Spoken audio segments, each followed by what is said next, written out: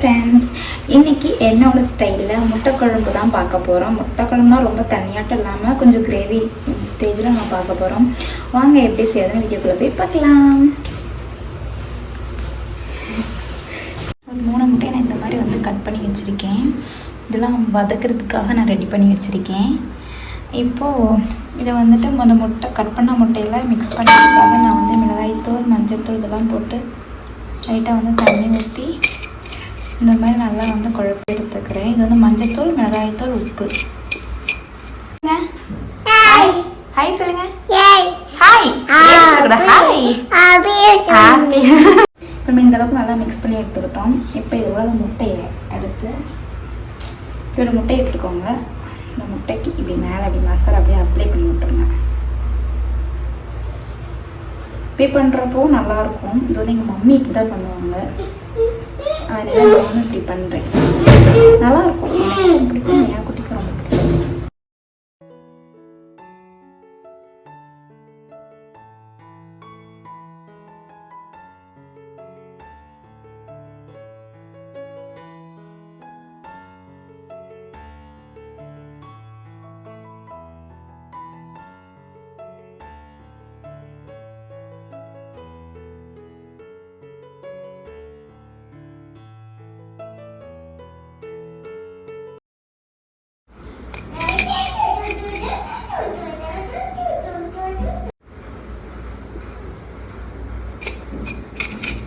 மசாலா பொடி கரெக்டாக போயிடுச்சு.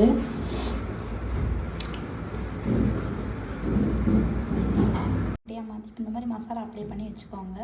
இப்போ நம்ம கடாய் வச்சு இந்த மாதிரி பொரிச்சு எடுத்துடலாம். அதுக்கு முன்னாடி நான் ஃபஸ்ட்டு கை வந்து வாஷ் பண்ணிக்கிறேன்.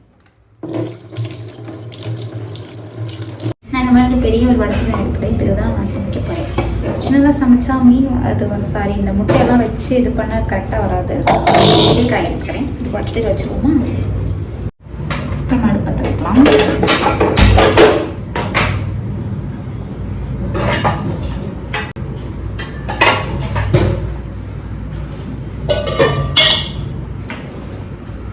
நேற்று நான் வடை சுட்டுருந்தேனுங்களா. ஸோ வடை சுட்ட எண்ணெய் கொஞ்சம் மிச்சமாக இருக்கனால இதில் ஊற்றி வச்சுருக்கேன். ஸோ இதில் நான் இப்போ வந்துட்டு எண்ணெய் பார்த்தீங்கன்னா சூடாகிடுச்சு. ஸோ இதெல்லாம் எண்ணெய் சூடாயிருச்சு. நம்ம இதில் முட்டையை அப்படியே திருப்பி போட்டுக்கலாங்க. இந்த மாதிரி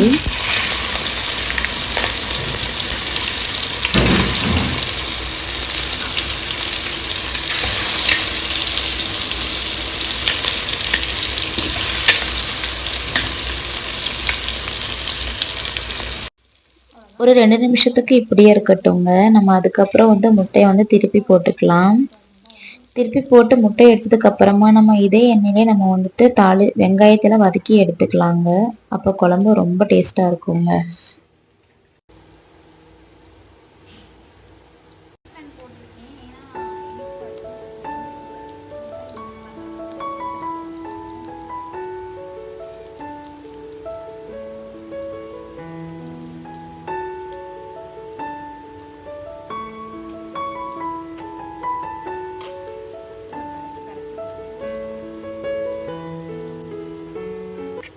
இப்போ 2 நிமிஷம் ஆயிடுச்சு.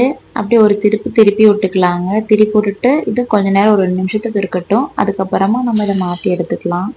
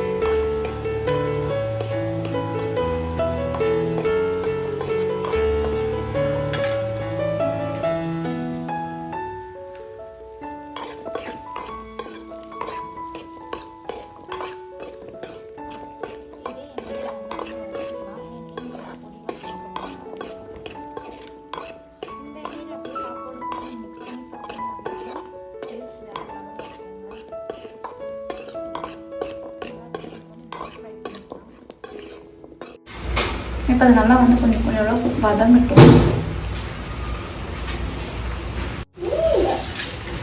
அதுலேயே பார்த்தீங்கன்னா நான் வந்து ஒரு ஏலக்காய் போட்டுக்கிறேன். ஒரு ஏலக்காய்.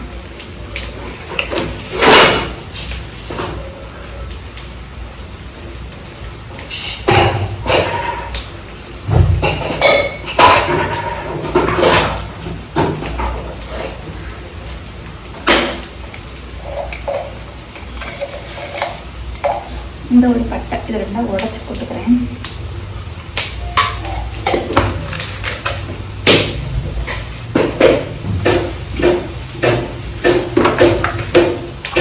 இது கூட கொஞ்சம் சோம்பு,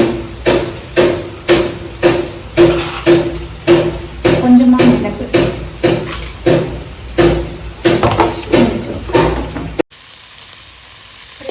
இது கூடயே தக்காளி சேர்த்திக்கோங்க.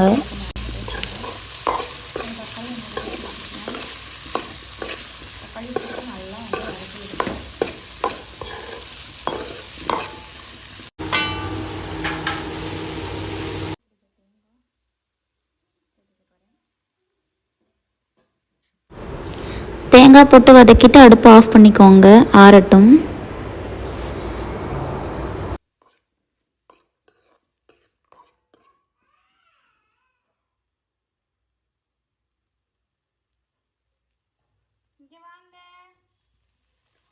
மேகா, யாரு வந்து கூப்பிட்டாலும் வெளியே போகக்கூடாது சாமி.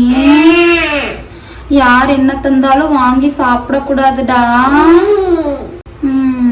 யாராச்சும் வெளியே வந்து வா வான்னு கூப்பிடுவாங்க, கூப்பிட்டாலும் போகக்கூடாது.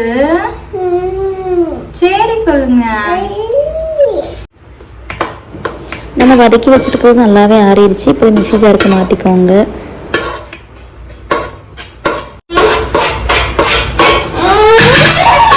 இப்போ இதில் கொஞ்சமாக தண்ணி ஊற்றி அரைச்சிக்கலாம்.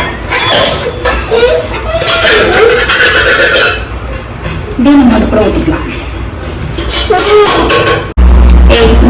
முட்டை குழம்பு பொடி கொஞ்சம் சேர்த்துக்குவோம். இது கொஞ்சம் உங்கள் வீட்டில் அரைச்ச மசாலா, இது கொஞ்சம் நல்லா காய்கறி எடுத்துட்டு சமைக்கிறேன்.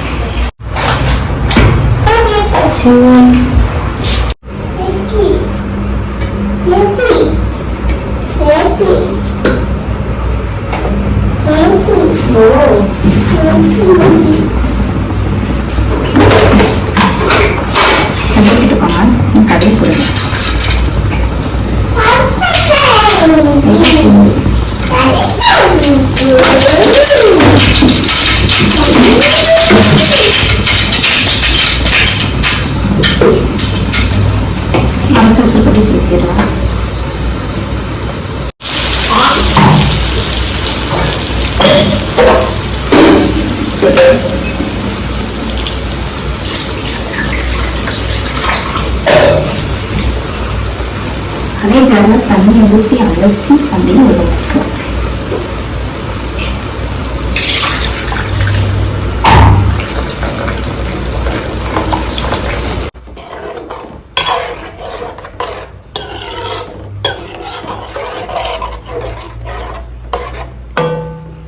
இப்போ இந்த ஸ்டேஜில் உப்பு போட்டுக்கலாம்.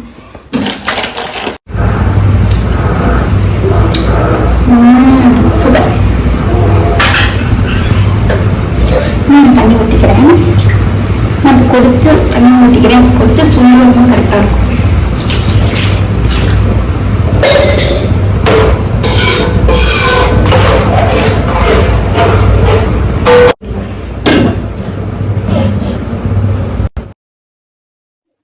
நம்ம கிரேவி ரெடி ஆகிறதுக்குள்ள நம்ம எல்லாத்தையுமே பாத்திரத்தில் விளக்கி வச்சு கிச்சனை ஃபுல்லாக க்ளீன் பண்ணிடுவோம்.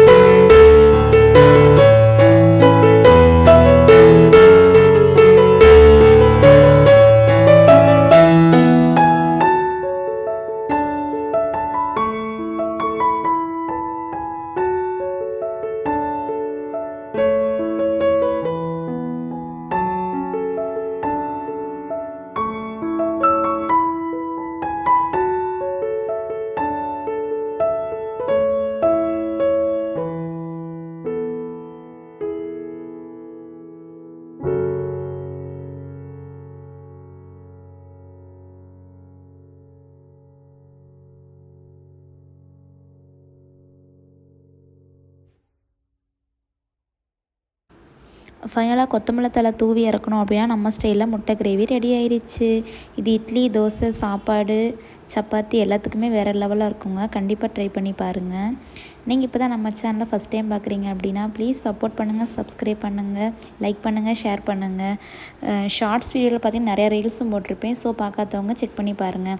Okay, bye friends. மீண்டும் இன்னொரு வீடியோவில் சந்திப்போம். அதுவரை பாய், டாட்டா.